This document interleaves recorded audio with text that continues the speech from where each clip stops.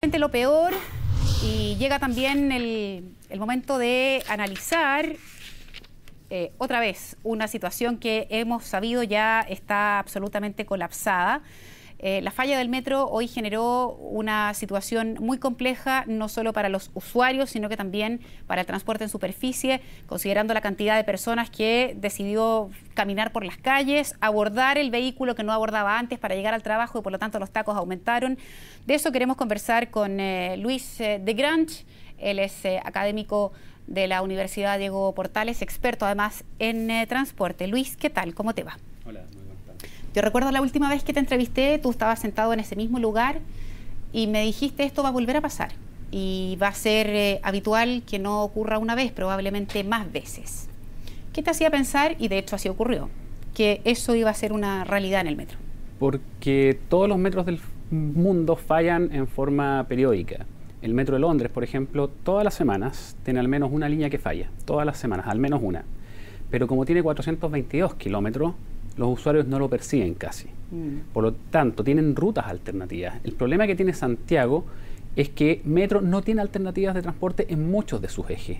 Y además, sumado a que Metro está tremendamente sobrecargado, sobreexigido, tiene una cantidad de demanda que está entre los 4 metros más cargados del mundo, corrigiendo por kilómetro de red, ¿cierto?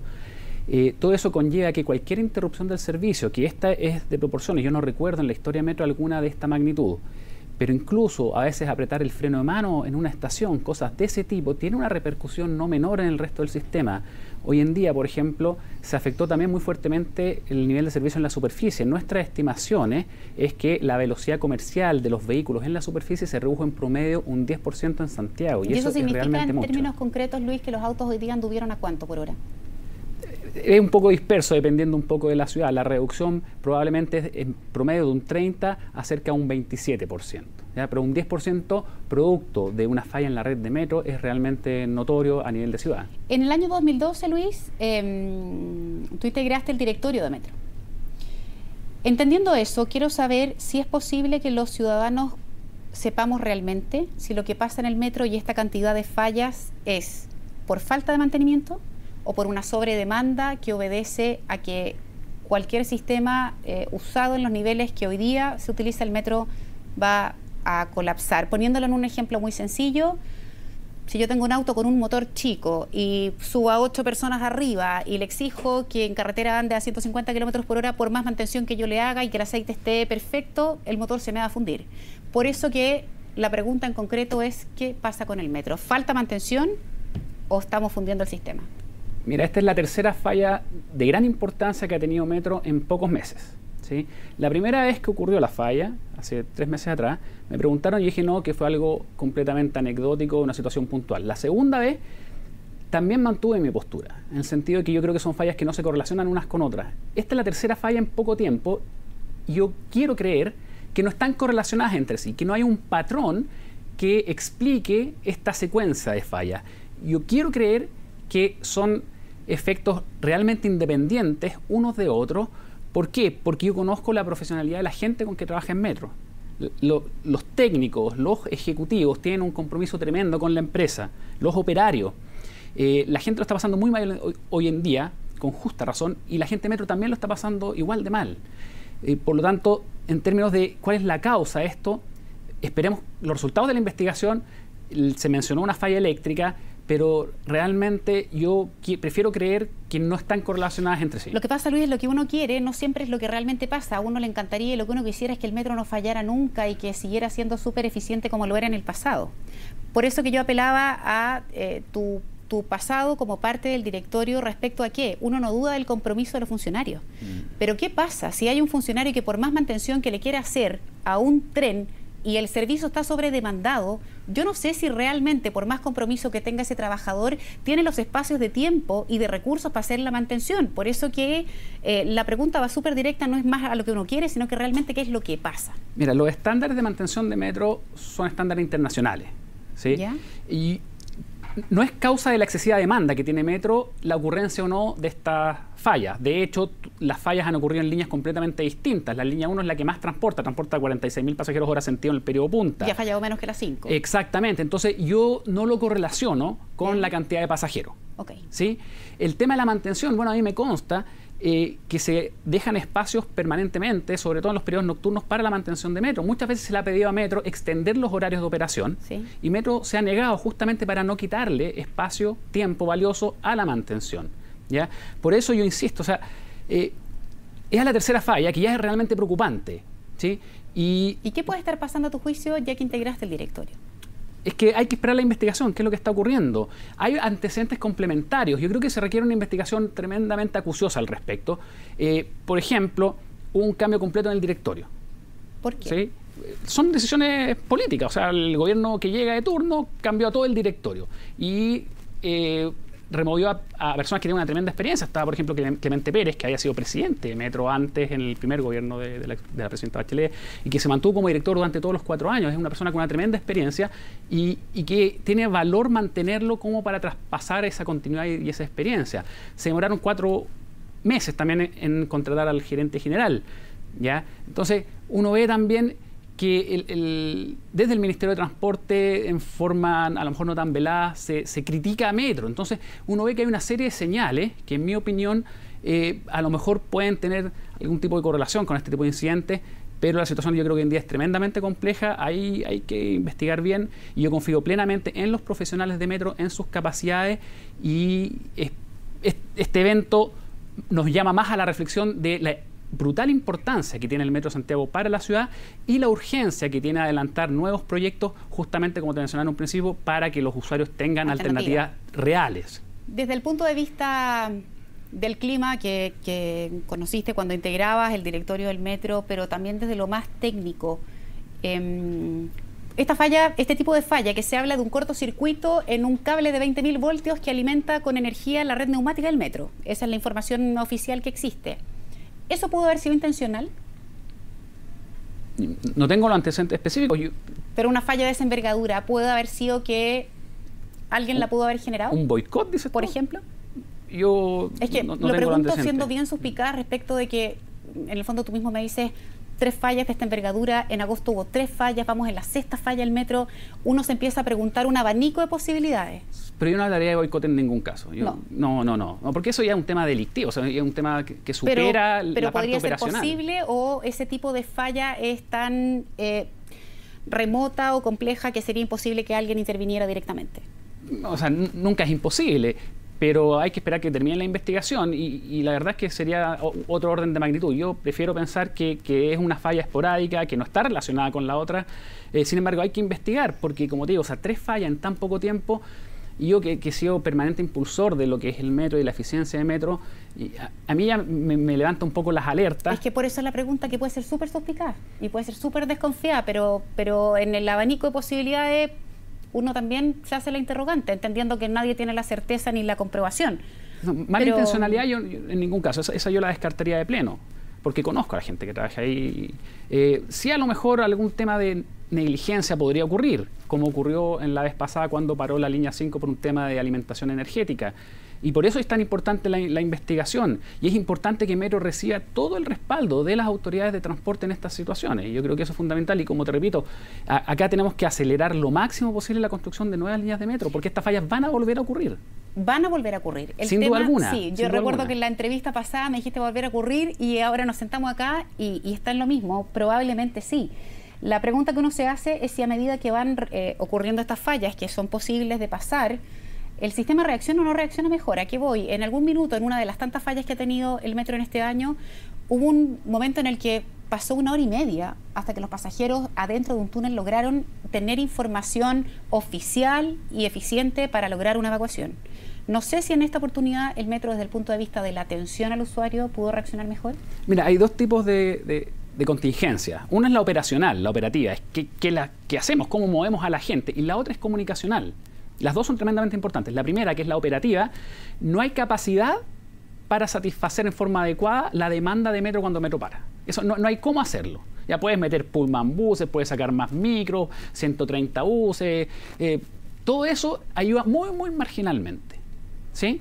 Pero en lo que es la parte comunicacional, que es fundamental, ahí Metro tiene que estar preparado 24/7. O sea, cualquier incidente, Metro tiene que tener un plan comunicacional que es fundamental. Primero, para mantener informados a los pasajeros, como decías tú. Segundo, para tranquilizarlos, porque se genera una ansiedad en este tipo de situaciones que hay que apoyarla para evitar lo tercero, que son decisiones incorrectas. Si tú no informas bien a los usuarios, a los pasajeros, de qué es lo que está pasando, cuáles son los plazos, los timings, algunas alternativas. Si tú no informas a los usuarios, se genera una ansiedad que redunda finalmente en decisiones incorrectas que pueden llegar a situaciones peores. ¿Y qué te pareció eso hoy día? Porque yo hoy día miraba las imágenes y eran los carabineros los que estaban entregando la información. Me traté de meter incansablemente a la página web del Metro, está caída. Yo entiendo que tiene que haber una cantidad de consulta impresionante y eso seguramente fundió la página. Y ellos a través de Twitter están permanentemente dando muchos datos.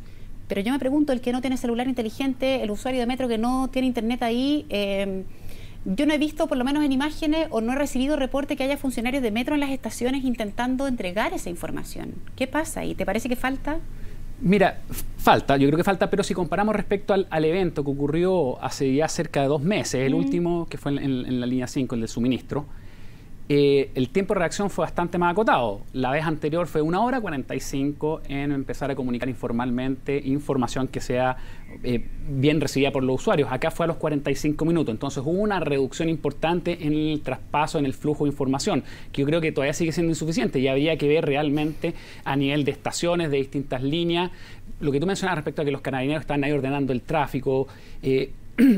Bueno, o sea, se supone que todos los sistemas de buses tiene un sistema integrado de control de flota, tiene GPS, o sea, todo eso debería estar operado centralizadamente y seguimos usando carabineros para controlar el tránsito de los buses. Entonces, cosas de ese tipo, la verdad es que no hacen más que confirmarme la tremenda importancia que tiene la expansión futura de nuevas líneas de metro y que hay que adelantarlos lo máximo posible. ¿Es efectivo que en la administración pasada se redujo personal del metro?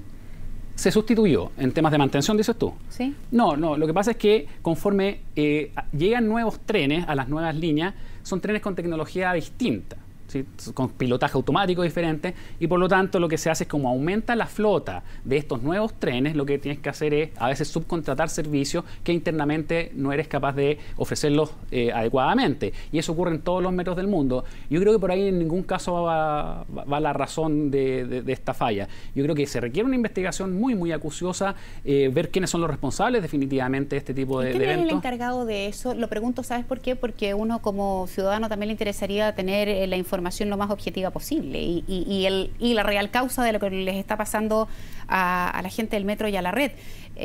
¿Cómo operan esas investigaciones? ¿Quién las hace?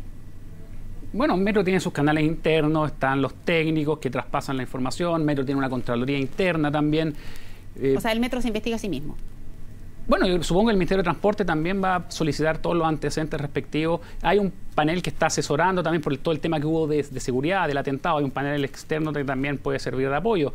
Pero a mí quiero ser un poco repetitivo, pero Metro de Santiago sigue siendo uno de los grandes metros a nivel mundial en términos de la forma de operación, de la rigurosidad, de los indicadores. Y esta falla, como digo, va a volver a ocurrir. Y cuando ocurre en otros metros que son más grandes no se nota tanto. Y por eso es tan importante que nosotros mismos nos preocupemos de proteger a nuestro metro y apoyarlo en todo este tipo de situaciones y en vez de andar como buscando algún tipo de malintencionalidad que yo creo que en ningún caso existe. Ahora, hablemos un poco de lo que va a venir en la tarde, que también es lo que las personas están en su casa esperando saber. Cuando yo escuché al ministro que decía va a salir la totalidad de la flota del Transantiago, 6.650 micros, más 150 buses Pullman. O sea, yo en lo personal me imaginé así un caos, entendiendo que van a estar repartidas esas 6.000 y tantos micros y los Pullman y eso. ¿Te parece que hoy día estamos en condiciones de tener esa cantidad de vehículos, más los particulares, relativamente fluyendo a la hora punta? No, por supuesto que no. O sea, ¿cómo se hace? Tú ves ahora las calles y te das cuenta que hay un taco importante. Las velocidades que nosotros hemos medido, monitoreado, se han reducido un 10% en promedio. Y la verdad es que tampoco te ayuda, te ayuda, yo creo que hay que hacerlo igual, pero eso representa menos de un 10% de la oferta que pretende sustituir. O sea, cuando tú paralizas el metro como está paralizado hoy en día, ¿sí?, los tramos que están paralizados, todos los buses que tú le inyectas representan solo un 10% de esa oferta. Por lo tanto, ayuda marginalmente, pero no vas a pretender con eso resolver el problema. Para entenderlo bien, representa el 10% porque la micro puede albergar a menor cantidad de pasajeros que lo que hace un tren completo. Exactamente. Y por razones de tiempo. Además, porque la cantidad de vueltas que puede dar por hora son menores, porque va mucho más lento. Pero normalmente Transantiago en régimen hay 5.500 buses simultáneamente de una flota total de 6.400 y tú puedes sacar todo el resto y eso significa un aumento cercano al 10% de la oferta. Yeah. Es eso. Ahora, el último consejo. Entendiendo la realidad que el metro hoy día y algo, mientras tú estabas entrando al estudio, yo algo le trataba de indicar a la gente un poco en el llamado a la calma. La situación de la tarde probablemente por la cantidad de estaciones que están cerradas no va a ser comparable a lo que ocurrió en la mañana y desde ese punto de vista, ¿cuál es el consejo que tú como experto entregarías para los usuarios de tratar de llevar esta historia lo mejor posible? Es muy complejo. Afortunadamente la línea 2 está funcionando, pero tú cuando en una línea de metro tienes cerrada 15 estaciones o 7 estaciones, a veces es lo mismo. ¿Por qué? Porque los viajes atraviesan todas esas estaciones, entonces puedes perjudicar a la misma cantidad de gente. Ojalá la gente pueda salir antes de su trabajo. Tengo entendido que el Ministerio de Transporte lo solicitó e incluso lo está aplicando dentro de su propio personal, ¿sí? Pero no hay mucho más que hacer, lamentablemente. ¿Qué se hace o qué planes pueden ser eficientes? Porque construir más líneas, que de hecho hace un par de días, semanas, la presidenta anunció la factibilidad de la línea 7, la construcción de la línea 6 y otras alternativas para las líneas que ya existen. Bueno, eso demora. Entonces uno se pregunta, mientras tanto, ¿qué puede ser más eficiente si al final también hay un problema de confianza en que la gente no confía en la micro? Exacto, eso es lo que ocurre. Mira, yo no voy a generar falsas expectativas, y lo he dicho siempre. No existe plan de contingencia. Acá no puedes enfrentar adecuadamente este tipo de contingencias operacional. Puedes poner los buses que sea, no lo vas a resolver y la solución, hay que sincerarla, tiene que ser de mediano y largo plazo. Tienes que expandir la red de metro y de momento tratar de hacer todos los esfuerzos posibles para que no vuelvan a ocurrir este tipo de incidentes. Bien, Luis, muchísimas gracias por haber venido al estudio personalmente a comentarnos de eso. Ojalá que en la tarde todo fluya de mejor manera y que las líneas de metro también se apuren. Que te vaya muy bien. Gracias, Luis.